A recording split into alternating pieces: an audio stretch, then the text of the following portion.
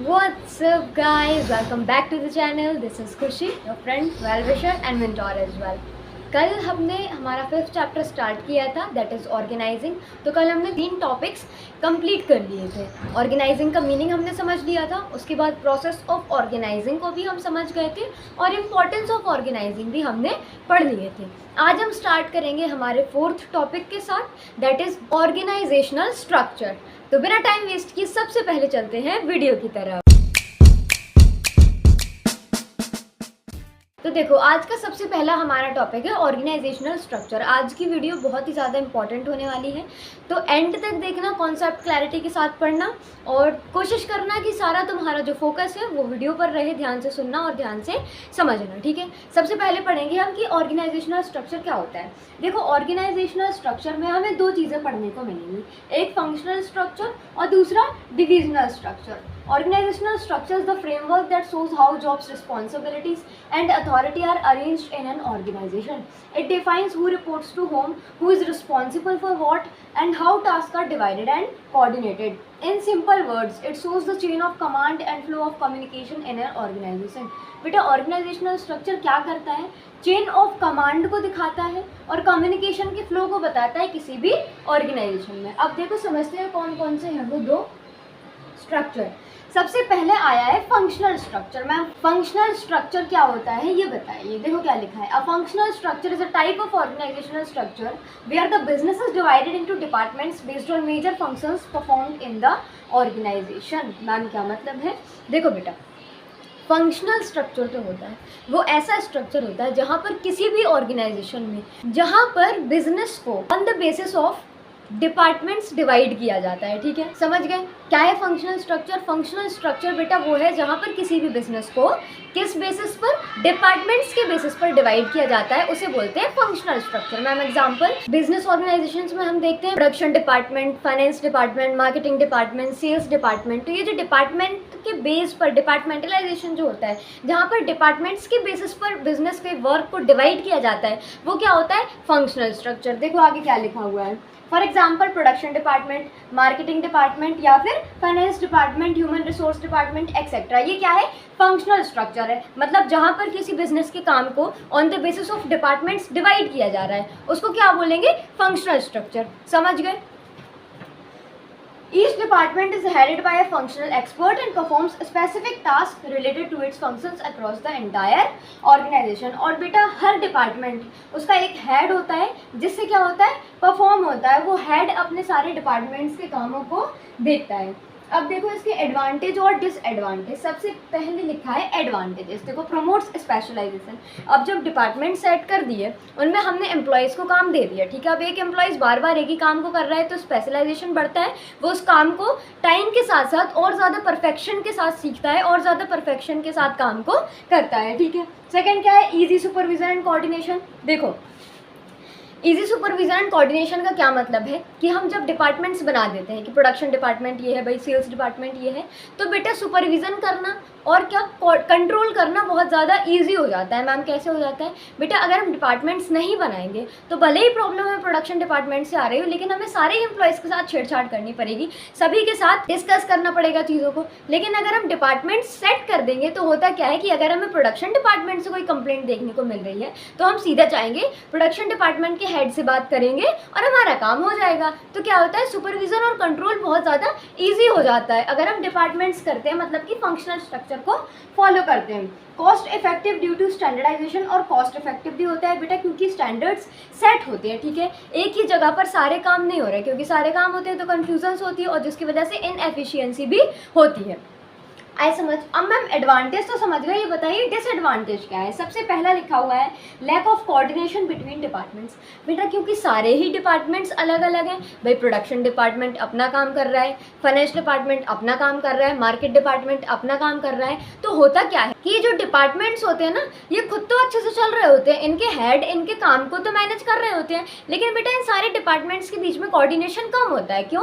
क्योंकि हर एक डिपार्टमेंट अपने गोल की तरफ काम कर रहा होता है, उसे सिर्फ अपने गोल गोल से मतलब होता है कि भाई हमारा जो गोल है हम उसे कैसे पूरा करेंगे। तो कोऑर्डिनेशन कई बार कम देखने को मिलता है। उसके बाद है डिपार्टमेंट्स में focus on their goals only. अभी मैंने बताया सिर्फ वो उनके गोल्स पर फोकस करते हैं, कभी कभी ये भूल जाते हैं कि भाई हमें ऑर्गेनाइजेशनल गोल अचीव करना है। वो सिर्फ कहाँ ध्यान रखते हैं कि हमारे जो डिपार्टमेंट का गोल है वो अचीव होना चाहिए बस, ठीक है।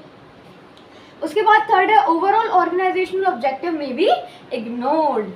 नेक्स्ट है डिविजनल स्ट्रक्चर। देखो फंक्शनल स्ट्रक्चर हम समझ गए। फंक्शनल स्ट्रक्चर में हमने क्या पढ़ा था मैम, वो चीज़ें जहाँ पर डिपार्टमेंट्स के बेसिस पर किसी भी बिजनेस का काम डिवाइड होता है वो क्या है, फंक्शनल स्ट्रक्चर है। अब डिविजनल स्ट्रक्चर क्या है मैम, देखो बेटा डिविजनल स्ट्रक्चर में क्या होता है, फंक्शनल स्ट्रक्चर में हम क्या कर रहे थे, डिपार्टमेंट्स के बेसिस पर काम को अलग कर रहे थे, है ना, कि प्रोडक्शन का काम है तो हमने प्रोडक्शन डिपार्टमेंट बना दिया, फाइनेंस का काम है तो हमने फाइनेंस डिपार्टमेंट बना दिया, सेल्स का काम है तो हमने सेल्स डिपार्टमेंट बना दिया। लेकिन डिविजनल स्ट्रक्चर में क्या होता है कि हम जो हमारा काम होता है बिजनेस को बेटा प्रोडक्ट्स के बेसिस पर डिवाइड करते हैं। मैम क्या मतलब, जैसे किसी एक बिजनेस में 4 चीज़ों का प्रोडक्शन हो रहा है, ठीक है, मान लो बुक्स का हो रहा है, पेन्स का हो रहा है और स्टेशनरी का कोई भी प्रोडक्ट ले लो, ठीक है। तो होता क्या है यहाँ पर कि बुक्स का डिपार्टमेंट अलग बना देंगे, ठीक है, पेन्स जहाँ पर प्रोडक्शन हो रहा है पेन्स का वो डिपार्टमेंट हम अलग बना देंगे और स्टेशनरी के जो अलग सामान बन रहा है उनका डिपार्टमेंट हम अलग बना देंगे। तो डिविजनल स्ट्रक्चर में क्या होता है, काम किसके बेसिस पर डिवाइड होता है, प्रोडक्ट्स के बेसिस पर डिवाइड होता है, वो क्या है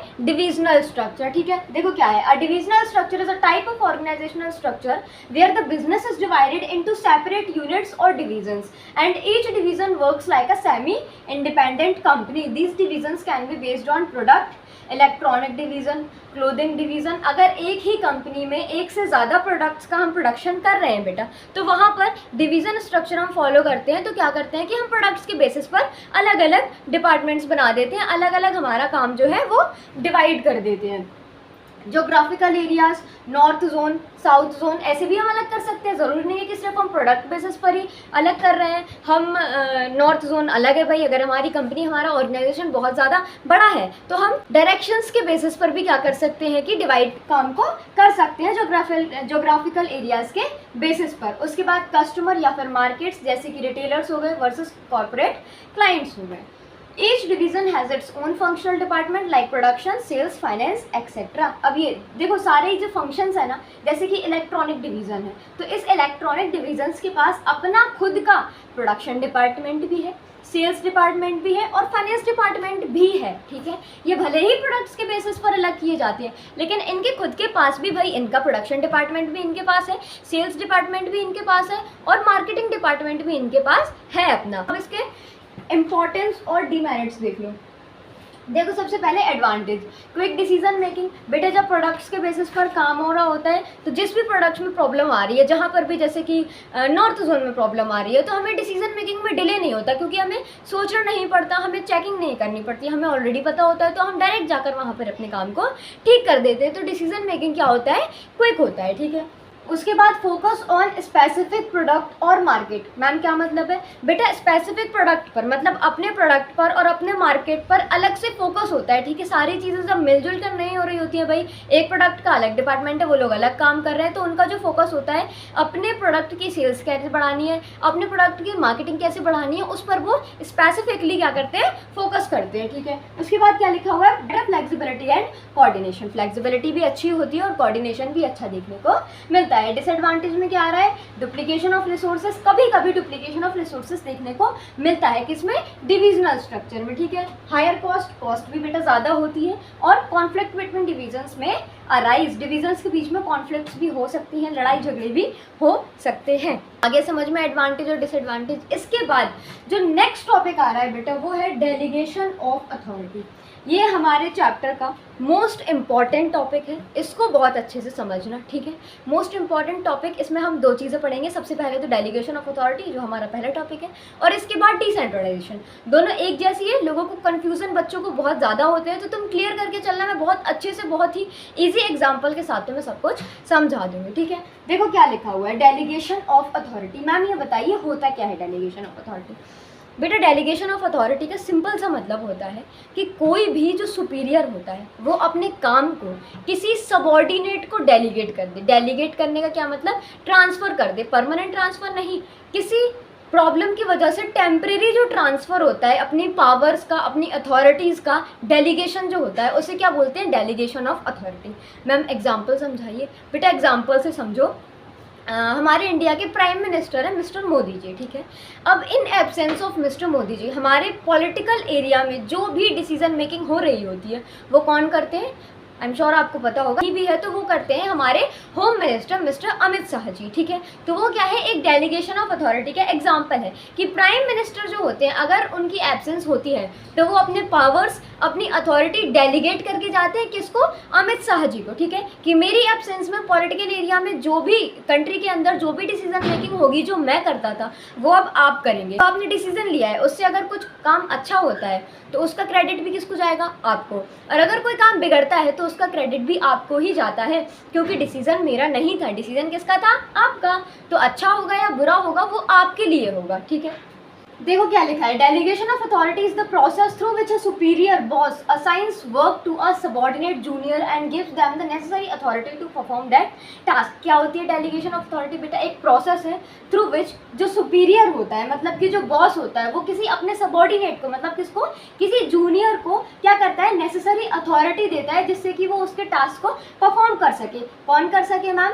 जूनियर कर सके। बेटा किसके टास्क को? बॉस के टास्क को। अगर एब्सेंस होती है या फिर एब्सेंस भी नहीं, मान लो एक इंसान खुद तो सारा काम नहीं कर सकता, तो डेलीगेशन ऑफ अथॉरिटी का मतलब यही है कि कुछ हमारी पावर, कुछ हमारी अथॉरिटीज़ हम किसी एक ऐसे इंसान को दे देते हैं रिस्पॉन्सिबल को कि भाई मेरे डिसीजन से कुछ आप भी ले सकते हैं, ठीक है। तो अपनी पावर का, अपनी अथॉरिटी का ट्रांसफ़र करना, कोई सबऑर्डिनेट अगर अपनी अथॉरिटी का ट्रांसफ़र कर रहा है अपने जूनियर के लिए, अपने सबऑर्डिनेट के लिए, तो वो क्या होता है? Delegation of authority. The subordinates becomes responsible for completing the task and is accountable to the superior for the final outcome. बेटा जो subordinate होता है वो responsible तो होता ही है काम को पूरा करने के लिए, लेकिन साथ में accountable भी होता है कि final outcome जो निकल कर आया है, तो अगर वो final outcome खराब निकल कर आया है तो बेटा accountable है, उसको आंसर देना पड़ता है किसको? अपने superior को, ठीक है। In simple words, delegation means giving someone else the power and responsibility to do a part of your work while you still remain in charge of the results. Charge आप ही के पास रहेगा, आपने सिर्फ टेम्परेरी अपनी जो अथॉरिटी है, अपनी जो पावर्स है वो डेलीगेट की है बेटा,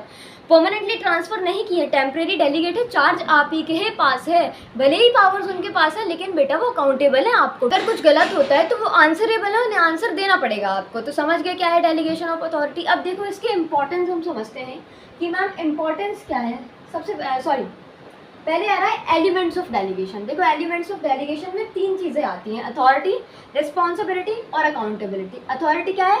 the right to take decisions and give orders. Authority क्या है भाई? पावर, डिसीजंस लेने का राइट और ऑर्डर्स देने का राइट। रिस्पॉन्सिबिलिटी क्या है? The obligation to perform the assign task properly. Responsibility का मतलब जिम्मेदारी, कि भाई ऑब्लिगेशन है, हमारे पास जिम्मेदारी है, हमें काम को अच्छे से परफॉर्म करना है, प्रॉपरली हमारे टास्क को पूरा करना है। और अकाउंटेबिलिटी क्या होती है? Being answerable for the final outcome of the task. Accountability मतलब आंसरेबल हो आप किसके लिए? अपने सुपीरियर के लिए, जो फाइनल आउटकम निकल कर आएगा किसी भी टास्क का। तो समझ गए 3 क्या है? अथॉरिटी, रिस्पॉन्सिबिलिटी और अकाउंटेबिलिटी। ये क्या है? एलिमेंट्स है किसके? डेलीगेशन के। अब आ रहा है हमारा की पॉइंट्स।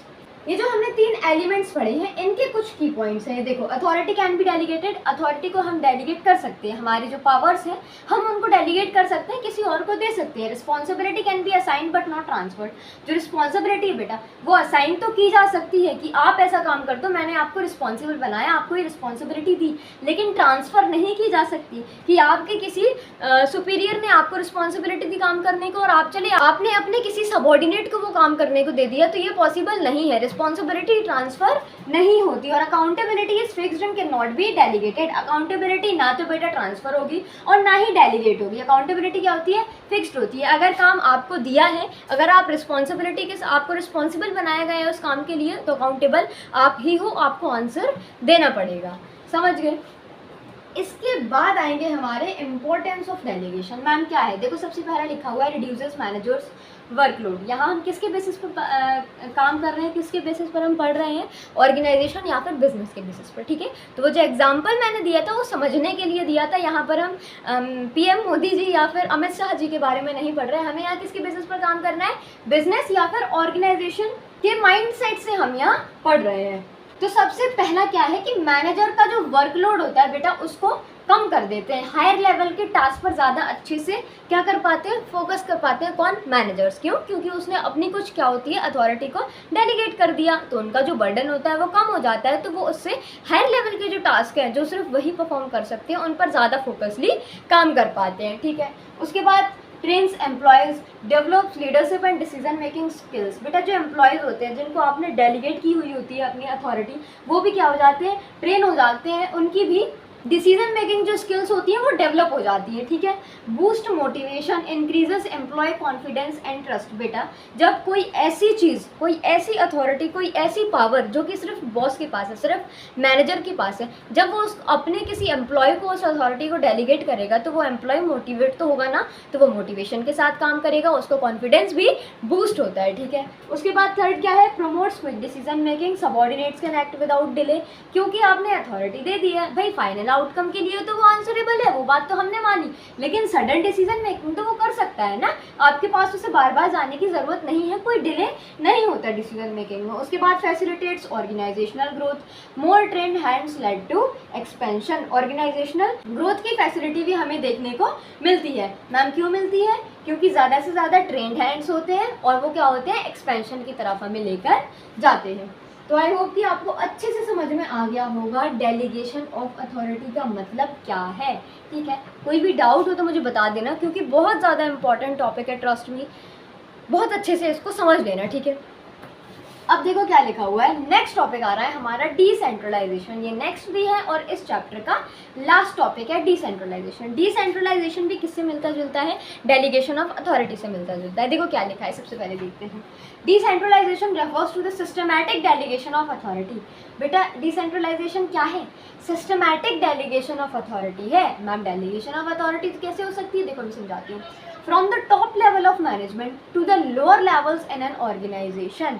कहाँ से चलती है बेटा, टॉप लेवल से शुरू होती है और लोअर लेवल पर जाकर खत्म होती है। It gives decision making powers to all levels of management, specially to middle and lower levels within a predefined framework. It is not just about assigning tasks, it's about giving them the authority to make decisions independently in their own domains, whether it's a department, region or division. अब ma'am समझाइए, अभी आपने बोल दिया कि systematic delegation of authority है। अगर ये सिस्टमैटिक डेलीगेशन ऑफ अथॉरिटी है तो इसमें डिफरेंस क्या है, डेलीगेशन ऑफ अथॉरिटी और डिसेंट्रलाइजेशन में क्या डिफरेंस है, ये अलग अलग कैसे हैं। देखो क्या हो रहा था, डेलीगेशन ऑफ अथॉरिटी में हमारे जो पीएम थे उन्होंने अपनी अथॉरिटीज़ किसको दी थी, सिर्फ अमित शाह जी को। ठीक है, ऐसा नहीं हो रहा था कि अमित शाह जी ने सीएम्स को दे दी अपनी अपनी स्टेट के, तो पीएम मोदी जी की जो पावर थी, जो अथॉरिटीज़ थी बेटा, वो लोअर लेवल तक डिवाइड नहीं हो रही थी। उनकी अथॉरिटीज़ का यूज़ सिर्फ कौन कर सकते हैं, हमारे होम मिनिस्टर। ठीक है, लेकिन डिसेंट्रलाइजेशन में क्या होता है, उल्टा होता है। डिसेंट्रलाइजेशन में पीएम मोदी ने अमित शाह जी को अथॉरिटीज़ दी, वो तो ठीक है, लेकिन डिसेंट्रलाइजेशन में हमारे जो होम मिनिस्टर हैं बेटा, वो भी उस पावर को क्या कर सकते हैं, डेलीगेट कर सकते हैं लोअर लेवल ऑफ मैनेजमेंट तक। ठीक है, मतलब कि अगर मैं पॉलिटिकल लैंग्वेज में तुम्हें समझाऊं तो होम मिनिस्टर जी जो हैं वो किसी स्टेट्स के, मतलब सारे स्टेट्स के जो सीएम्स होते हैं उनको वो अथॉरिटी दे सकते हैं, तो वो क्या है, डिसेंट्रलाइजेशन। तुम सिंपल समझो, कोई ए है, सुपीरियर है, बॉस है, ठीक है, उसने अथॉरिटी दी किसको, बी को। अब वो जो सारी अथॉरिटी थी, जो सारी पावर थी, उसका सिर्फ यूज़ कौन कर सकता है, बी, तो वो क्या है, डेलीगेशन ऑफ अथॉरिटी। और अगर उस पावर को बी अब लोअर लेवल तक भी, मतलब नीचे भी किसी को डेलीगेट कर पा रहा है, नीचे भी बांट पा रहा है छोटे छोटे हिस्सों में, तो वो क्या है, डिसेंट्रलाइजेशन। समझ में आ गया क्या है डिसेंट्रलाइजेशन? कोई डाउट हो तो कमेंट बॉक्स में बता देना, we will fix it out.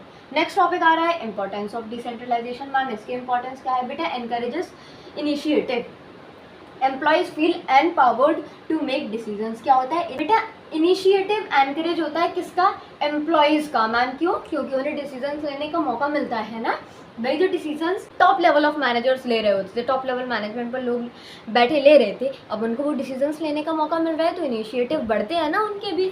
उसके बाद सेकंड है develops managerial talent, help with future leaders. Managerial talent को डेवलप करने में भी मदद करता है डिसेंट्रलाइजेशन।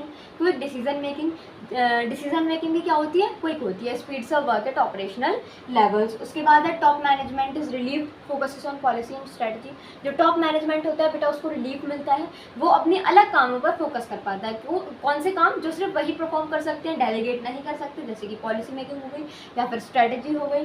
उसके बाद है सपोर्ट्स एक्सपेंशन, एक्सपेंशन भी बढ़ता है, helps in managing a larger area और product range, improves control, easier to track and measure performance of each unit, control भी इम्प्रूव हो जाता है। ठीक है, इसके बाद नेक्स्ट टॉपिक आ रहा है हमारा difference between delegation of authority and decentralisation. देखो समझो क्या है। स्कोप डेलीगेशन ऑफ अथॉरिटी का लिमिटेड होता है। मैम क्यों लिमिटेड होता है? क्योंकि कोई एक ही इंसान क्या कर रहा है, डेलीगेट कर रहा है अथॉरिटी को, और किसी एक ही बंदे के पास जाकर वो अथॉरिटी, वो पावर रुक जाती है, बाद में जाके क्या होती है, बढ़ती नहीं है, वो एक ही जगह जाकर रुक जाती है। तो ये क्या होती है, लिमिटेड होती है इसकी स्कोप, और इसकी स्कोप वाइड होती है। Level 1 superior to 1 subordinate. बेटा एक सुपीरियर सिर्फ एक सबॉर्डिनेट को ही अथॉरिटी क्या कर सकता है, डेलीगेट कर सकते हैं। लेकिन यहाँ क्या होता है, ऑर्गेनाइजेशन वाइड होता है, ऊपर से अथॉरिटीज डेलीगेट होती चली आ रही है, नीचे तक डेलीगेट हो रही है। ठीक है, nature required for all managers, ये सारे ही मैनेजर्स को रिक्वायर्ड होती हैं, और ये ऑप्शनल फॉर टॉप मैनेजमेंट। भाई टॉप मैनेजमेंट के लिए ऑप्शनल होती है, नेसेसरी नहीं होती कि नहीं तुमको करनी ही है। पर्पज इनका क्या होता है, वर्कलोड का कम करना। किसके वर्कलोड को? भाई जो सुपीरियर है, जो बॉस है, उनके वर्कलोड को कम करना इनका मोटिव होता है। और प्रमोट ऑटोनॉमी एंड डेवलपमेंट। बेटा ऑटोनॉमी और डेवलपमेंट को प्रमोट करना किसका मोटिव होता है, डिसेंट्रलाइजेशन का। ठीक है, control, final control with superior. Final control किसके पास होता है बेटा, सुपीरियर के पास ही होता है। भले ही उसने डेलीगेट कर दी अथॉरिटी, लेकिन कंट्रोल तो सिर्फ और सिर्फ सुपीरियर के पास ही है। वहीं डिसेंट्रलाइजेशन में क्या होता है, कंट्रोल भी डिस्ट्रीब्यूटेड हो जाता है। जब अथॉरिटी किसी को डेलीगेट कर दी, अगर लोअर लेवल मैनेजमेंट पर किसी को अथॉरिटी डेलीगेट कर दी, तो अब कंट्रोल उनके हाथों में है, वो ही डिसीजंस लेंगे, वो ही ओवरसी करेंगे काम को। समझ गए? और ये था हमारा लास्ट टॉपिक इस चैप्टर का। फाइनली हमारा चैप्टर नंबर 5 भी हो गया है कंप्लीट। छोटू सा चैप्टर था, 2 ही बहुत ज़्यादा मेन इंपॉर्टेंट, 3 समझ लो, प्रोसेस ऑफ ऑर्गेनाइजिंग और delegation of authority and decentralisation. ये 3 टॉपिक्स बहुत बहुत बहुत ज़्यादा इंपॉर्टेंट हैं, तो इनको बहुत ज़्यादा अच्छे से समझ लेना। कुछ समझ में अगर नहीं आया हो तो वीडियो को वापस से एक बार देखना। उसके बाद भी कोई डाउट हो तो कमेंट सेक्शन में बताना, I will fix it out. आज का सेशन हम यही समाप्त करेंगे। मिलते हैं कल एक नेक्स्ट वीडियो में नेक्स्ट चैप्टर के साथ। वीडियो अगर पसंद आ गया हो तो वीडियो को लाइक कर देना, शेयर कर देना, चैनल को सब्सक्राइब कर लेना। मिलते हैं कल, तब तक के लिए keep smiling, keep growing and keep glowing. Thank you for watching, tata bye bye.